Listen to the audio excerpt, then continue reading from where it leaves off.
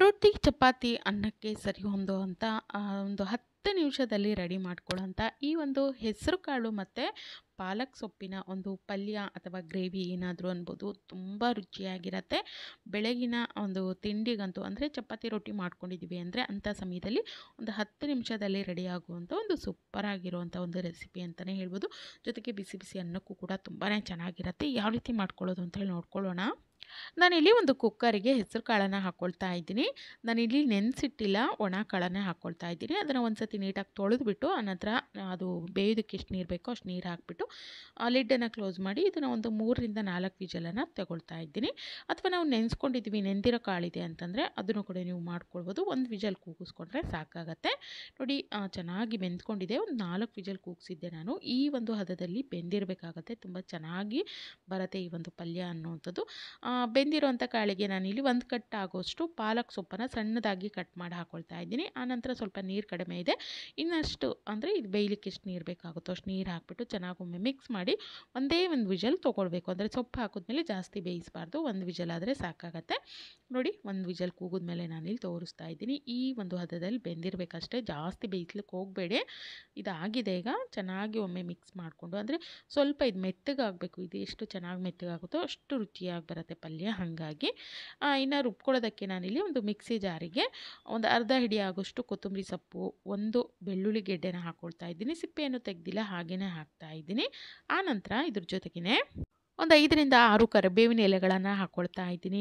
ಖಾರಕ್ಕೆ ಎಷ್ಟು ಬೇಕಾಗುತ್ತೋ ಅಷ್ಟು ಹಸಿಮೆಣಸು ಹಾಕ್ಕೊಳ್ಳಿ. ನಾನಿಲ್ಲಿ ಒಂದು 5ರಿಂದ 6 ಹಾಕ್ಕೊಟ್ಟಿದ್ದೀನಿ. ಒಂದು ಅರ್ಧ ಟೀ ಸ್ಪೂನ್ ಆಗುವಷ್ಟು ಜೀರಿಗೆನ ನಾನಿಲ್ಲಿ ಹಾಕ್ಕೊಳ್ತಾ ಇದ್ದೀನಿ.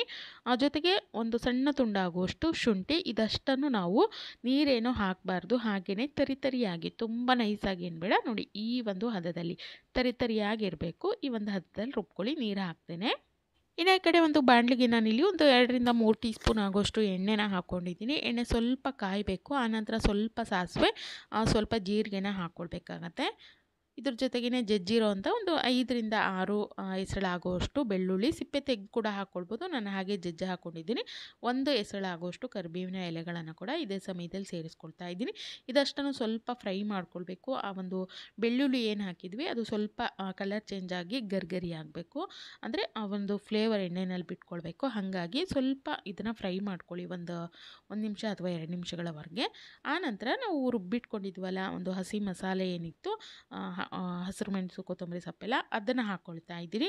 ಇದನ್ನು ಕೂಡ ಚೆನ್ನಾಗಿ ಎಣ್ಣೆಯಲ್ಲಿ ನಾವು ಬಾಡಿಸ್ಕೊಳ್ಬೇಕು. ಒಂದು 2 ನಿಮಿಷನಾದರೂ ಚೆನ್ನಾಗಿ ಇದನ್ನು ಬಾಡಿಸ್ಕೊಳ್ಬೇಕು. ಇದು ಎಷ್ಟು ಎಣ್ಣೆಯಲ್ಲಿ ಚೆನ್ನಾಗಿ ಬಾಡಿ ಆ ಒಂದು ಫ್ಲೇವರ್ ಏನಿರುತ್ತೆ, ಹಸಿಮೆಣಸು, ಜೀರಿಗೆ, ಬೆಳ್ಳುಳ್ಳಿ ಇದೆಲ್ಲ ಎಣ್ಣೆಯಲ್ಲಿ ಬಿಟ್ಕೊಳ್ಬೇಕು. ತುಂಬ ಚೆನ್ನಾಗಿ ಬರುತ್ತೆ. ಒಂದು ಒಳ್ಳೆ ಘಮ ಅನ್ನೋಂಥದ್ದು ಪಲ್ಯದಲ್ಲಿರುತ್ತೆ. ಹಾಗಾಗಿ ಹಸಿ ವಾಸನೆ ಎಲ್ಲ ಹೋಗೋವರೆಗೂ ಇದನ್ನು ಚೆನ್ನಾಗಿ ರೀತಿಯಾಗಿ ಹುರ್ಕೊಳ್ಬೇಕಾಗತ್ತೆ ಎಣ್ಣೆಯಲ್ಲಿ ನಾವು. ನೋಡಿ, ಈ ರೀತಿಯಾಗಿ ಚೆನ್ನಾಗಿ ಹುರ್ಕೊಳ್ಬೇಕು. ಇದಾಗಿದೆ. ಈಗ ಇನ್ನು ಈ ಸಮಯದಲ್ಲಿ ನಾನು ಸ್ವಲ್ಪ ಮಸಾಲೆಗಳನ್ನು ಸೇರಿಸ್ಕೊಳ್ತೀನಿ. ಜಾಸ್ತಿ ಏನು ಬೇಡ. 1 ಟೀ ಸ್ಪೂನ್ ಆಗುವಷ್ಟು ಧನಿಯಾ ಪೌಡ್ರು, ಅರ್ಧ ಟೀ ಸ್ಪೂನ್ ಆಗುವಷ್ಟು ಗರಂ ಮಸಾಲ, ಸ್ವಲ್ಪ ಕಲರಿಗೆ ನಾವಿಲ್ಲಿ ಅರಿಶಿನ, ಇದಷ್ಟನ್ನು ಹಾಕ್ಕೊಳ್ಬೇಕು. ಇನ್ನು ಮತ್ತೇನು ಮಸಾಲೆಗಳು ಜಾಸ್ತಿ ಹಾಕುವಂಥ ಅವಶ್ಯಕತೆ ಇಲ್ಲ. ಇಷ್ಟೇ ಮಸಾಲೆಗಳು. ಇದನ್ನು ಮತ್ತೆ ಎಣ್ಣೆಯಲ್ಲಿ ಬಾಡಿಸ್ಕೊಳ್ಬೇಕು. ತುಂಬ ಚೆನ್ನಾಗಿ ಎಷ್ಟು ಬಾಡಿಸ್ಕೊಳ್ತೀವೋ ಅಷ್ಟು ರುಚಿಯಾಗಿ ನಮ್ಮ ಪಲ್ಯ ಅನ್ನೋಂಥದ್ದು ಬರುತ್ತೆ. ಇನ್ನು ಕೊನೆಯಲ್ಲಿ ನಾನು ಒಂದು 2 ಟೊಮೊಟೊನ ಹೆಚ್ಚಿಟ್ಕೊಂಡಿದ್ದೀನಿ.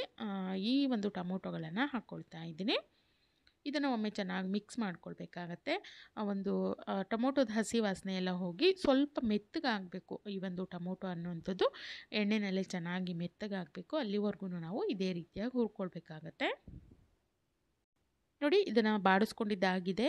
ಟೊಮೊಟೊ ಕೂಡ ಚೆನ್ನಾಗಿ ಮೆತ್ತಗಾಗಿದೆ. ಇನ್ನು ಈ ಸಮಯದಲ್ಲಿ ನಾನು ಒಂದು ಸಣ್ಣ ಗಾತ್ರದ ನಿಂಬೆಹಣ್ಣಿನ ಗಾತ್ರದ ಹುಣಸೆಹಣ್ಣನ್ನು ನೆನೆಸಿಟ್ಕೊಂಡು ಅದರ ರಸವನ್ನು ತೆಗೆದಿಟ್ಕೊಂಡಿದ್ದೆ, ಅದನ್ನು ಹಾಕ್ಕೊಳ್ತಾ ಇದ್ದೀನಿ. ಈ ಒಂದು ಪಲ್ಯದಲ್ಲಿ ಟೊಮೊಟೊ ಮತ್ತು ನಾವೇನು ಈ ಹುಣಸೆ ರಸ ಹಾಕ್ತೀವಲ್ಲ ಅದು ತುಂಬ ರುಚಿ ಕೊಡುತ್ತೆ. ತುಂಬ ಚೆನ್ನಾಗಿರತ್ತೆ, ಹಾಕ್ಕೊಳ್ಳಿ.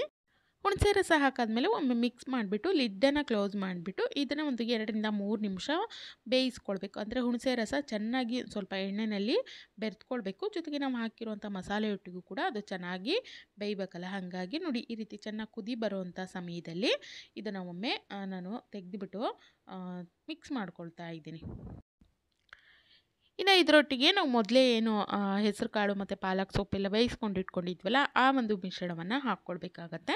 ನಾನು ಮೊದಲೇ ಹೇಳಿದಾಗೆ ಹೆಸರು ಕಾಳು ಮತ್ತು ಪಾಲಕ್ ಸೊಪ್ಪು ಚೆನ್ನಾಗಿ ಬೆಂದಿರಬೇಕು, ಮೆತ್ತಗೆ ಬೆಂದಿರಬೇಕು.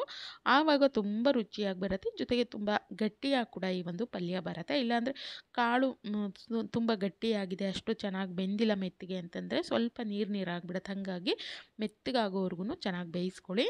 ನೋಡಿ, ಇದನ್ನು ಮಿಕ್ಸ್ ಮಾಡ್ಕೊಳ್ತಾ ಇದ್ದೀನಿ. ಈ ಒಂದು ಮಸಾಲೆಯೊಟ್ಟಿಗೆ ನಾವು ಏನು ಬೇಯಿಸಿ ಹಾಕ್ಕೊಂಡಿರೋಂಥ ಹೆಸರು ಕಾಳಿನ ಮಿಶ್ರಣವನ್ನು ಮಿಕ್ಸ್ ಮಾಡ್ಕೊಳ್ಬೇಕು. ಆನಂತರ ನಿಮಗೆ ತುಂಬ ಗಟ್ಟಿ ಬೇಕೋ ತೆಳು ಬೇಕೋ ನೋಡಿಕೊಂಡು ನೀರನ್ನು ಸೇರಿಸ್ಕೊಳ್ಳಿ. ನಾನಿಲ್ಲಿ ಸ್ವಲ್ಪ ಪ್ರಮಾಣದಲ್ಲಿ ನೀರನ್ನು ಸೇರಿಸ್ಕೊಂಡು ಇದನ್ನು ಮಿಕ್ಸ್ ಮಾಡ್ಕೊಳ್ತಾ ಇದ್ದೀನಿ. ಯಾಕಂದರೆ ಇದು ಮತ್ತೆ ಕುದೀತಾ ಕುದೀತಾ ಇನ್ನಷ್ಟು ಗಟ್ಟಿ ಆಗುತ್ತೆ. ಹಾಗಾಗಿ ನೋಡಿಕೊಂಡು ನೀರನ್ನು ಸೇರಿಸ್ಕೊಂಡು ಗಟ್ಟಿ ತೆಳು ನಿಮಗೆ ಹೆಂಗೆ ಬೇಕೋ ಹಂಗೆ ಮಾಡ್ಕೊಳ್ಬೋದು. ಕೊನೆಯಲ್ಲಿ ರುಚಿಗೆ ತಕ್ಕಷ್ಟು ಉಪ್ಪನ್ನು ಹಾಕ್ತಾ ಇದ್ದೀನಿ. ಉಪ್ಪನ್ನು ಹಾಕ್ಬಿಟ್ಟು ಒಮ್ಮೆ ಚೆನ್ನಾಗಿ ಮಿಕ್ಸ್ ಮಾಡಿ ಲಿಡ್ಡನ್ನು ಕ್ಲೋಸ್ ಮಾಡಿಬಿಟ್ಟು ಇದನ್ನು ಒಂದು 5ರಿಂದ 6 ನಿಮಿಷ ಇದನ್ನು ಚೆನ್ನಾಗಿ ಬೇಯಿಸ್ಕೊಂಡ್ಬಿಟ್ರೆ ತುಂಬ ರುಚಿಯಾಗಿರುವಂಥ ಒಂದು ಹೆಸರು ಕಾಳು ಮತ್ತು ಪಾಲಕ್ ಸೊಪ್ಪಿನ ಪಲ್ಯ ಅನ್ನುವಂಥದ್ದು ರೆಡಿ ಆಗುತ್ತೆ. ಇದು ನಾನಿಲ್ಲಿ ಗ್ರೇವಿ ಥರನೇ ಮಾಡಿದ್ದೀನಿ, ಗಟ್ಟಿಯಾಗಿ ಮಾಡಿಲ್ಲ. ಈ ಒಂದು ಹದದಲ್ಲೇ ಇದ್ದರೆ ಇದು ನಿಮಗೆ ಅನ್ನಕ್ಕೂ ಕೂಡ ಸರಿ ಹೊಂದುತ್ತೆ, ತುಂಬ ರುಚಿಯಾಗಿರುತ್ತೆ. ಜೊತೆಗೆ ಇದು ಸ್ವಲ್ಪ ತಣ್ಣಗಾಗ್ತಾ ಆಗ್ತಾ ಸ್ವಲ್ಪ ಗಟ್ಟಿ ಕೂಡ ಆಗುತ್ತೆ. ಹಾಗಾಗಿ ನೋಡಿಕೊಂಡು ನೀರನ್ನು ಸೇರಿಸ್ಕೊಂಡು ಸ್ವಲ್ಪ ತೆಳು ಹದದಲ್ಲೇ ಮಾಡ್ಕೊಳ್ಳಿ. ಇದಾಗಿದೆ ಈಗ ಈ ಒಂದು ಪಲ್ಯ ಅನ್ನುವಂಥದ್ದು ಏನಿದೆ ಇದು ರೆಡಿಯಾಗಿದೆ. ಈಗ ನೋಡ್ಬೋದು, ನಾನಿಲ್ಲಿ ತೋರಿಸ್ತಾ ಇದ್ದೀನಿ.